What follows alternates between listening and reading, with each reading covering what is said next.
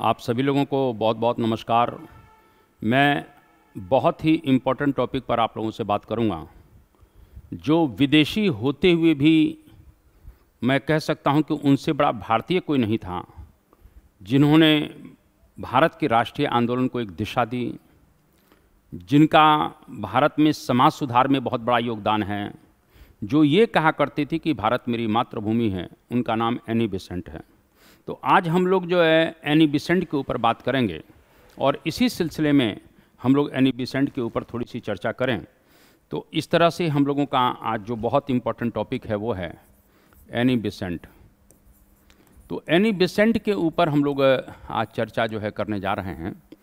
स्वाभाविक रूप से यह एक आयरिश महिला है, इस बात को थोड़ा सा ध्यान रखिएगा। 1847 में इनका जन्म होता है, 1933 में इनकी मृत्यु भारत में अड़यार में होती है, यानी 1847 टू 1933।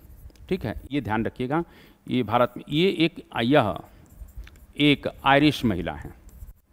आयरिश यानी एक तरह से ये आयरलैंड से रिलेटेड है, इसलिए ये आयरिश महिला हैं। सबसे बड़ी बात है, एक ब्रिटिश समाजवादी हैं, थियोसोफिस्ट भी हैं।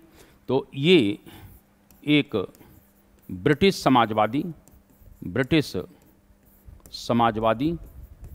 समाजवादी और क्या है, थियोसोफिस्ट हैं, ब्रिटिश समाजवादी हैं, थियोसोफिस्ट हैं। तो ये ब्रिटिश समाजवादी हैं, थियोसोफिस्ट हैं, महिला अधिकारों के लिए संघर्ष करने वाली हैं, यानी एक प्रकार से महिला अधिकारों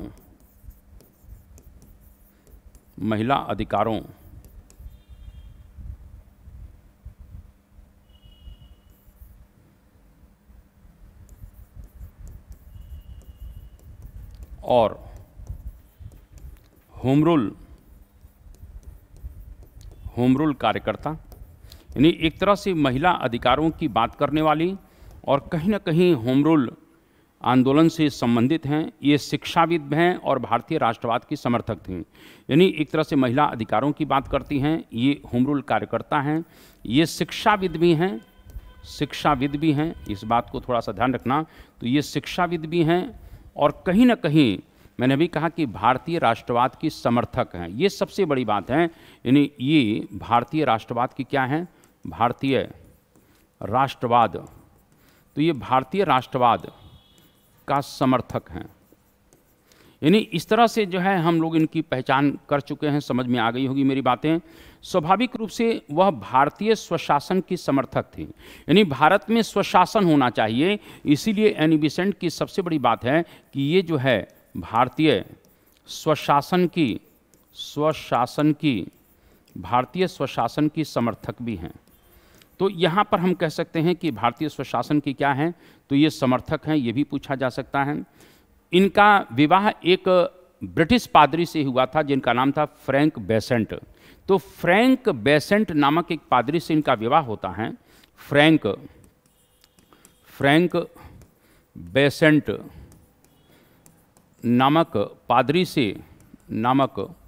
पादरी से इनका विवाह होता है। ये ध्यान रख लेना, इनका विवाह होता है।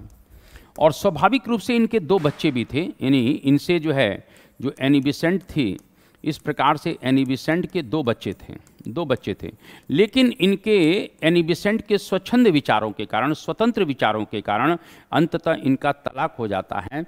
और एक तरह से कानून की मदद लेकर एक प्रकार से ये जो पादरी साहब हैं फ्रैंक बेसेंट, ये अपने दोनों बच्चों को एक तरह से प्राप्त कर लेते हैं। यानी ये विवाद जो है, शादी का विवाह कोर्ट में जाता है।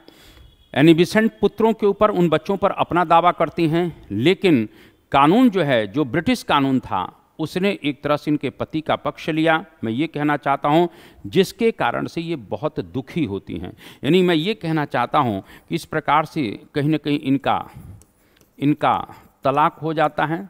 तलाक हुआ और तलाक होने के बाद इस प्रकार से फ्रैंक बेसेंट ने कानून का सहारा लेकर दोनों बच्चे जो इन दोनों के बच्चे थे, दोनों बच्चे प्राप्त किए, जिससे एनी बेसेंट बहुत दुखी हुई। एनी बेसेंट क्या होती हैं, बहुत दुखी हो जाती हैं, कहीं न कहीं दुखी होती हैं। और स्वाभाविक रूप से जब बहुत दुखी हुई तो दुख में उन्होंने कहा कि यह एक अत्यंत ही अमानवीय कानून है, यानी ब्रिटिश कानून के बारे में कहते हैं कि यह अत्यंत अमानवीय कानून है जिसने बच्चों को उनकी माँ से अलग करवा दिया।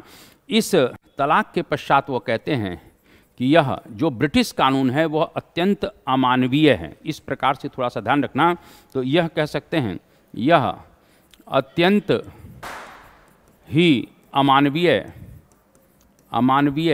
कानून है जिसने बच्चों को उनकी माँ से अलग करवा दिया। यानी इस तरह से वो कहती हैं कि इस तरह से जो कानून है ब्रिटेन में वो इतना अमानवीय है कि उसने अपने बच्चों को कहीं न कहीं अपनी माँ से अलग करवा दिया है। इसके पश्चात वो कहती है कि मैं अपने दुखों का निवारण दूसरों के दुख दूर करके करूँगी। यानी वो कहती हैं इसके बाद मैं अपने दुखों का निवारण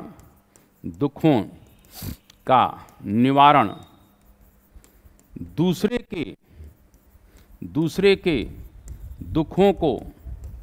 दुखों को दूर करके करूँगी, दुखों को दूर करके करूँगी।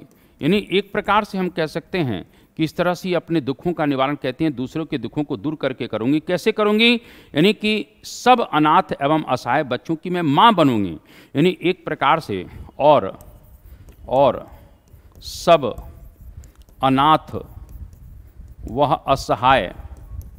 असहाय बच्चों की क्या बनूंगी?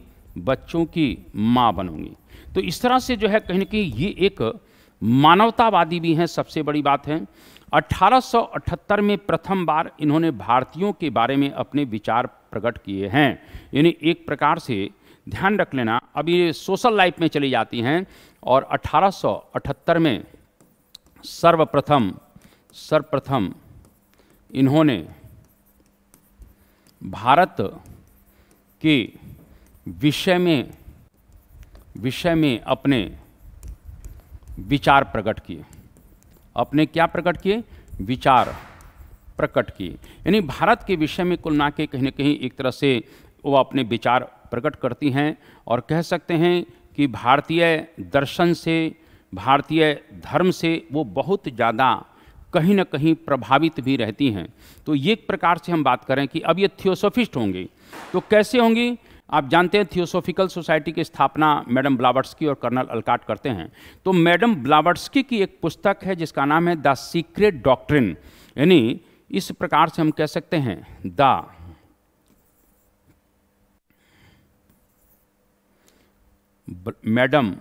मैडम ब्लावत्स्की जो थियोसोफिस्ट आंदोलन की जन्मदाता थी, तो मैडम ब्लावत्स्की की एक पुस्तक है, वो है द सीक्रेट डॉक्ट्रिन। ब्लावत्स्की की पुस्तक द सीक्रेट डॉक्ट्रिन। यानी ब्लावत्स्की की जो पुस्तक है, इस बात को थोड़ा सा ध्यान रखिएगा,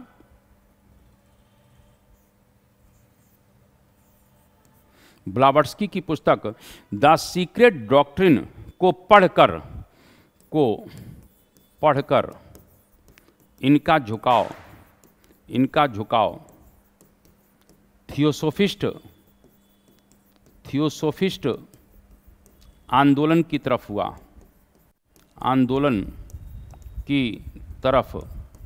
हुआ और अंततः 1889 में ये थियोसोफिकल सोसाइटी से जुड़ गई। थियोसोफिकल सोसाइटी से जुड़ी। ठीक है सर। तो ये थियोसोफिकल सोसाइटी से 1889 में जुड़ जाती हैं, ये आपसे बिल्कुल पूछा जा सकता है। स्वाभाविक रूप से इनका जो भारत आगमन होगा वो 1893 में होगा। कहीं ना कहीं कहाँ होगा? तो इनका जो भारत आगमन हो रहा है, इनका अगर हम बात करते हैं तो इनका जो भारत आगमन हो रहा है, भारत आगमन वो जो है 18 1893 में होगा और 1893 से लेकर 1906 तक इन्होंने बनारस को अपना केंद्र बनाया, बनारस को केंद्र बनाया। इस प्रकार से यहीं पर यानी बनारस में रहते हुए इन्होंने यहीं पर साधना की, वेदांत का अध्ययन किया, वेदांत का अध्ययन भी करती हैं। यानी एक प्रकार से बनारस से बहुत ज़्यादा प्रभावित है, यहाँ साधना की, वेदांत का अध्ययन किया, भारतीय भाषा, संस्कृति और वस्त्रों को अपनाया। इस प्रकार से जो है ये भारतीय भाषा, संस्कृति और वस्त्रों को कहीं न कहीं अपना लेती हैं, ये बहुत इम्पोर्टेंट बात है। और स्वाभाविक रूप से अगर देखें तो इनको लगा कि शिक्षा के माध्यम से ही भारत को जगाया जा सकता है। मैंने अभी कहा है कि इस प्रकार से अगर देखें तो ये भारतीय धर्म वह दर्शन से बहुत अधिक प्रभावित हैं, बहुत अधिक प्रभावित। ये कहा करती थी कि भारत का धर्म और दर्शन जो है श्रेष्ठ है, यानी एक प्रकार से कहती हैं कि भारत का धर्म वह दर्शन श्रेष्ठ है और पश्चिम को यहाँ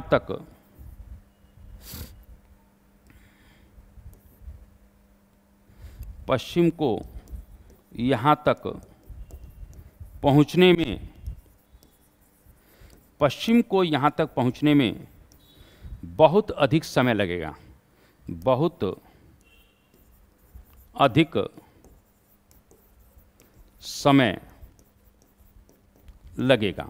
इस प्रकार से पश्चिम को यहाँ तक पहुँचने में बहुत अधिक समय लगेगा और अंततः इन उद्देश्यों को ध्यान में रखते हुए एक प्रकार से जो है 1898 में वो बनारस सेंट्रल हिंदू कॉलेज की स्थापना भी करते हैं। मैंने अभी कहा कि उन्होंने पाश्चात्य भौतिकवादी सभ्यता की कड़वी आलोचना किया है। इस प्रकार से अगर देखें तो इन्होंने पाश्चात्य भौतिकवादी व्यवस्था की कड़ी आलोचना की। यानी एक प्रकार से जो है कहीं न कहीं पाश्चात्य भौतिकवादी व्यवस्था की ये कड़ी आलोचना करती हैं। ये ईसाई धर्म की आलोचना करती हैं। स्वाभाविक रूप से इन्होंने ईसाई धर्म की आलोचना की और मैंने अभी कहा भारतीय धर्म वह दर्शन से बहुत ज़्यादा प्रभावित हैं, भारतीय धर्म और दर्शन से। इसके बाद अगर बात करते हैं तो इन्होंने 1898 में बनारस सेंट्रल हिंदू कॉलेज की स्थापना की। बनारस सेंट्रल हिंदू कॉलेज, तो बनारस सेंट्रल हिंदू कॉलेज की स्थापना ये भी बहुत इंपॉर्टेंट है, जो बाद में आगे चलकर BHU में कन्वर्ट हो जाएगा। और स्वाभाविक रूप से देखा जाए तो इन्होंने सामाजिक बुराइयों के खिलाफ भी आंदोलन किया। तो जैसे अगर हम बात करते हैं सामाजिक बुराइयों जैसे बाल विवाह, सामाजिक बुराइयों में जैसे बाल विवाह का वो बहुत ज़्यादा विरोध करती हैं। वो कहीं न कहीं जाति व्यवस्था, विधवा विवाह, बहु विवाह, तो बाल विवाह की बात, बहु विवाह, इसी प्रकार से जो है सती प्रथा, तो इस तरह से जो उस समय की जो बुराइयां थीं उनके खिलाफ इस तरीके से जो है जाति व्यवस्था, जाति प्रथा, इसी प्रकार से विधवा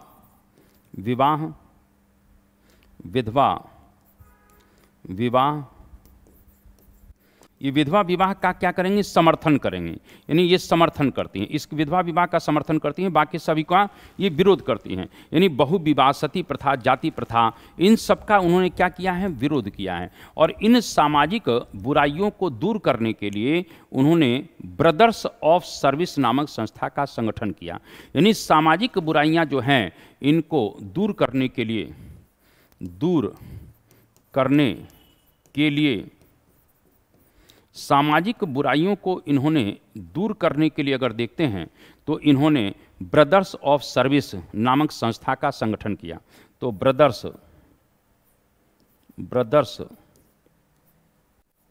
ऑफ सर्विस नामक संस्था का, ब्रदर्स ऑफ सर्विस नामक संस्था का संगठन।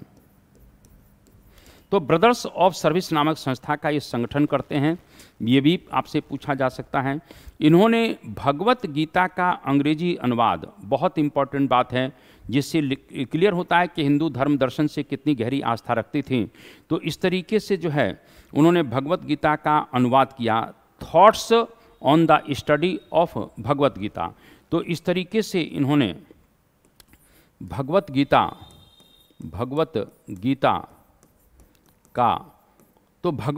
का कहीं ना कहीं एक प्रकार से अनुवाद करती हैं, और अनुवाद किया इस प्रकार से थॉट्स ऑफ, ये बात ध्यान रखिएगा, तो thoughts on the study of Bhagavad Gita, thoughts on the study of Bhagavad Gita. तो इस तरीके से हम बात करते हैं तो ये जो है, इससे ये लगता है कि इनकी कुल मिला के भारतीय धर्म और दर्शन के प्रति कितनी गहरी आस्था रही थी। उन्होंने निर्धनों की सेवा का आदर्श समाजवाद में देखा। समाजवाद का मतलब है कि समानता का आधार होना चाहिए। तो इन्होंने निर्धनों की सेवा का आदर्श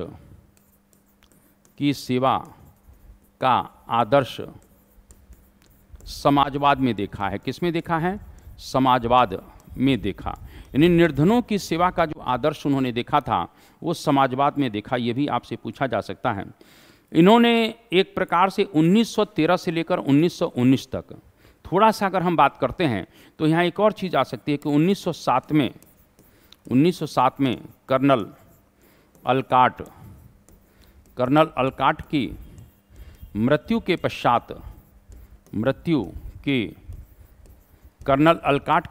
पश्चात ये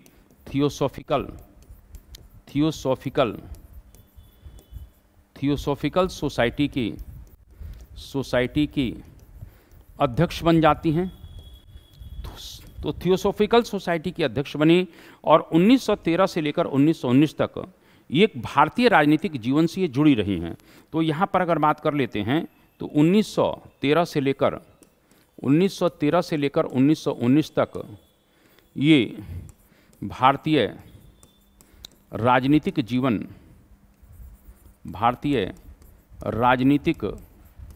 जीवन से जुड़ी रहीं। तो जब भारतीय राजनीतिक जीवन से जुड़ी रहीं तो उन्होंने कुछ पत्र पत्रिकाओं का कहीं न कहीं सहारा लिया। इन्होंने अपने विचारों का प्रचार प्रसार करने के लिए इन्होंने कॉमनवेल्थ और न्यू इंडिया नामक समाचार पत्रों का संपादन किया। स्वाभाविक रूप से भारतीय राजनीति से जब ये जुड़ जाती हैं तो 1916 में स्वशासन की प्राप्ति के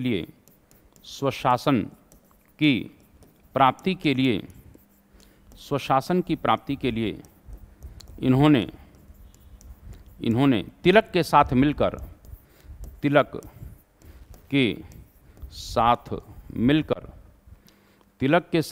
मिलकर होम रूल आंदोलन शुरू किया। तो होम रूल आंदोलन शुरू किया, इस बात को ध्यान रखिएगा। और स्वाभाविक रूप से कहीं न कहीं इन्होंने सितंबर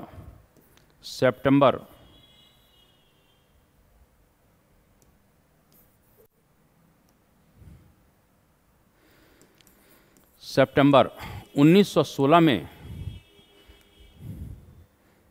मद्रास में all India home rule league की स्थापना की। होम रूल लीग की स्थापना की है। तो इस तरीके से कहीं न कहीं इन्होंने वो स्थापना की है, ये बहुत इम्पोर्टेंट बात है। और स्वाभाविक रूप से ये जो होम रूल लीग थी, इसके महासचिव जो बने थे वो कौन थे? George Arundale. कौन थे? जॉर्ज अरुंडेल थे। इस बात को थोड़ा सा ध्यान रख लेना, जॉर्ज अरुंडेल हैं। इसके बाद यहाँ बात कर लेते हैं कि होम रूल आंदोलन से भी ये जुड़ी रहीं, और यहाँ पर थोड़ी सी बात कर लेते हैं।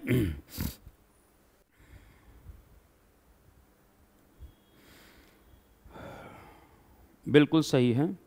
इसके बाद यहाँ पर थोड़ी सी बात हम लोग कर लेते हैं। तो इस तरह से जो है इनके कद को देखते हुए 1917 में कांग्रेस ने कलकत्ता अधिवेशन की अध्यक्ष बनती हैं। कलकत्ता अधिवेशन के अध्यक्ष यानी पहली महिला अध्यक्ष। इस बात को ध्यान रखिएगा, पहली महिला अध्यक्ष। ये क्वेश्चन आपसे पूछा जा सकता है कि ये पहली महिला अध्यक्ष भी बनती हैं।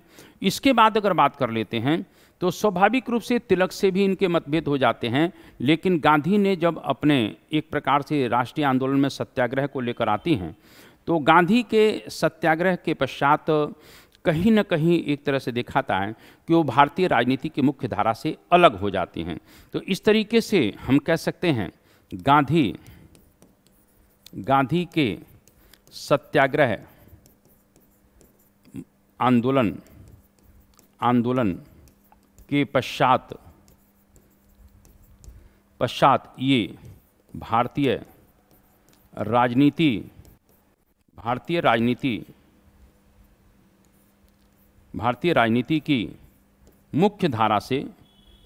राजनीति की मुख्य धारा से अलग हो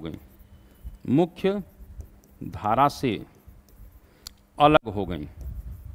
इस बात को थोड़ा सा ध्यान रखना। तो मेरा ये कहने का मतलब कि भारतीय राजनीति की मुख्य धारा से ये एक तरह से अलग हो जाती हैं। ये बहुत इम्पोर्टेंट है। यहाँ तक कि मैं कहना चाहता हूँ, जब गांधी 1 अगस्त 1920 को असहयोग आंदोलन शुरू करते हैं, तो एनी बेसेंट ने इसका विरोध किया है।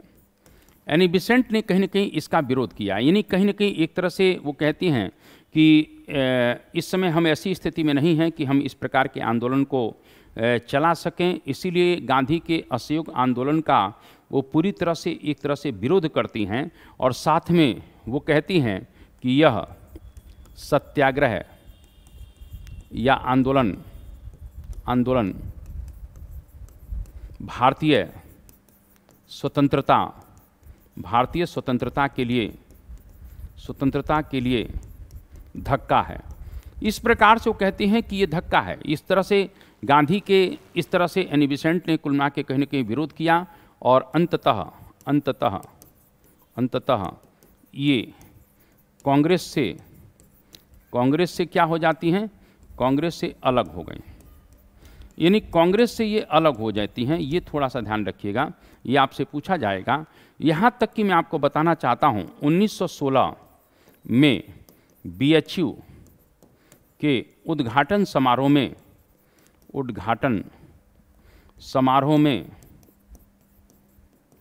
गांधी के सार्वजनिक भाषण के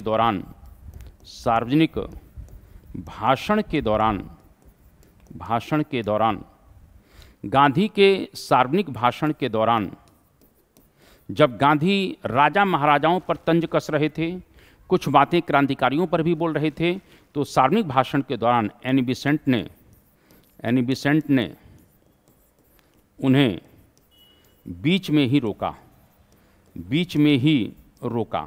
इस प्रकार से कहीं न कहीं एनी बेसेंट उनको रोकती हैं, कहती हैं कि भाई आप इस प्रकार की बात नहीं बोल सकते हैं। तो एनी बेसेंट ने उन्हें क्या किया, बीच में ही रोक दिया। और स्वाभाविक रूप से आप बहुत अच्छी तरह जानते हैं कि इन्होंने गांधी को राजनीतिक बच्चा तक कह दिया, राजनीतिक बच्चा, यानी एक प्रकार से गांधी को ये राजनीतिक बच्चा कहते हैं। इस प्रकार से हम ये भी थोड़ा सा देख लेते हैं। इसके बाद इन्होंने कुछ किताबें में लिखी हैं, डेथ एंड आफ्टर, इस बात को थोड़ा ध्यान रखिएगा।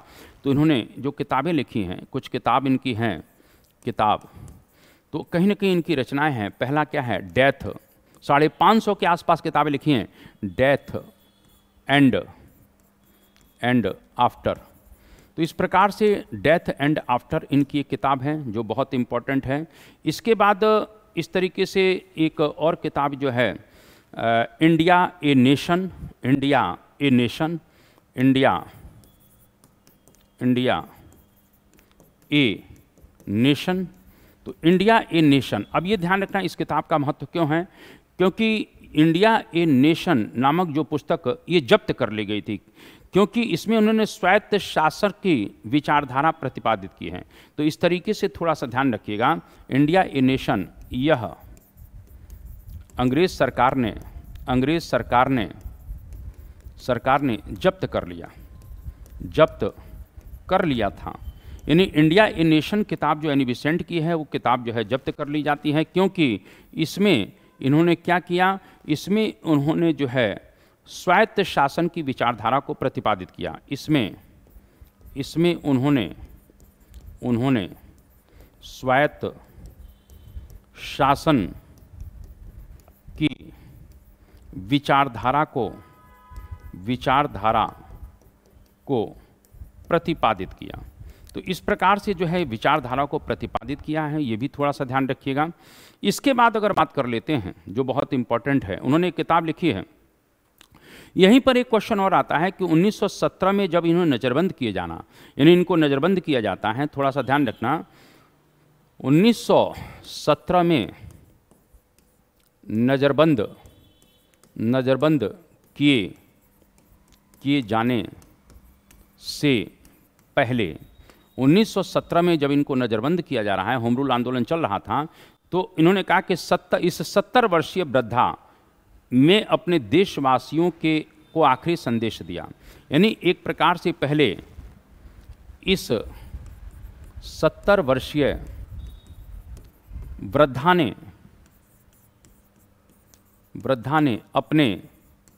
अपने देशवासियों को एक आखिरी संदेश दिया, आखिरी संदेश।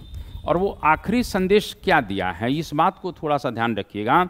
तो अपने देशवासियों को एक आखिरी संदेश दिया कि मैं वृद्धा हूँ, किंतु मुझे विश्वास है कि मरने से पहले, मैं एक प्रकार से वृद्ध हो चुकी हूँ, बिल्कुल सही बात है, किंतु मुझे विश्वास है कि मरने से पहले, किंतु मुझे विश्वास है कि मरने से पहले, किंतु मुझे विश्वास है कि मरने से पहले एक प्रकार से क्या कर सकते हैं, पहले से मैं वृद्ध हो चुकी हूँ, किंतु मुझे विश्वास है कि मरने से पहले मैं देख सकूंगी कि भारत में इस प्रकार से स्वायत्त शासन, या भारत को स्वायत्त शासन मिल गया है। इस तरीके से भारत को स्वायत्त शासन मिल गया है। यानी वो ये कहते हैं कि मैं वृद्ध हो चुकी हूँ, किंतु मुझे विश्वास है कि मरने से पहले मैं देख सकूंगी कि भारत को स्वायत्त शासन मिल गया है, वो ऐसा कहना चाहती हैं। इसी प्रकार से उन्होंने किताब लिखी है, वो बहुत इंपॉर्टेंट किताब है, how India wrote for freedom. ये किताब इनकी बहुत इंपॉर्टेंट थी, थोड़ा सा ध्यान रख लेना। हाउ इंडिया, यानी इनकी किताब है how India wrote for freedom. तो how India wrote for freedom इनकी किताब है, जिसमें इन्होंने भारत को अपनी मातृभूमि कहा है। यानी भारत को क्या कहा है? अपनी मातृभूमि कहा है। ये बहुत इंपॉर्टेंट है, मातृभूमि कहा है, ये थोड़ा सा ध्यान रखिएगा। इस प्रकार से हम कह सकते हैं कि ये एक प्रकार से जो है इम्पॉर्टेंट कहीं ना कहीं देश के लिए थी। स्वाभाविक रूप से इनके कई नाम हैं। इनको एनी वुड, ये एनी वुड तो थी ही इनका नाम, बेसेंट से शादी होती है इसीलिए कहने की एनी वुड भी इन्हें कहते हैं। इन्हें माँ बसंत भी कहा जाता है, माँ बसंत भी कहते हैं। इनको श्वेत सरस्वती भी कहा जाता है, श्वेत सरस्वती भी कहा गया है। इनको आयरन लेडी भी कहा गया है, आयरन लेडी। तो इस प्रकार से इनको आयरन लेडी भी कहते हैं। और स्वाभाविक रूप से जो है सरोजनी नायडू का एक स्टेटमेंट इनके है। सरोजनी नायडू ने इनके बारे में कहा है, नायडू ने कहा है कि सरोजनी नायडू कहती हैं कि हम सब भारतीय हैं, लेकिन एनी बिसेंट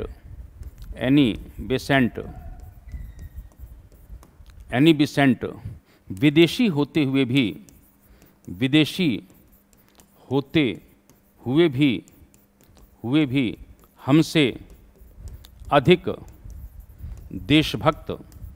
हमसे अधिक देशभक्त और भारतीय हैं। इस प्रकार से कहीं न कहीं इनका जो क्रेडिबिलिटी भारत में थी वो बहुत इंपॉर्टेंट थी कि सरोजनी नायडू कहते हैं कि हम सब भारतीय हैं, लेकिन एनी बेसेंट विदेशी होते हुए भी हमसे अधिक देशभक्त और भारतीय थी। इस प्रकार का स्टेटमेंट किसका आता है? तो सरोजनी नायडू का आता है। स्वाभाविक रूप से 1933 में अडयार मद्रास में इनकी मृत्यु होती है। 1933 में अडयार मद्रास में मृत्यु हो जाती है। लेकिन इनकी जो आत्मा थी वो कहीं ना कहीं काशी के लिए हमेशा जो है, क्योंकि काशी में इनका साधना रहा है, तो इस प्रकार से मृत्यु हुई। लेकिन इनकी अस्थियों का विसर्जन, इनकी अस्थियों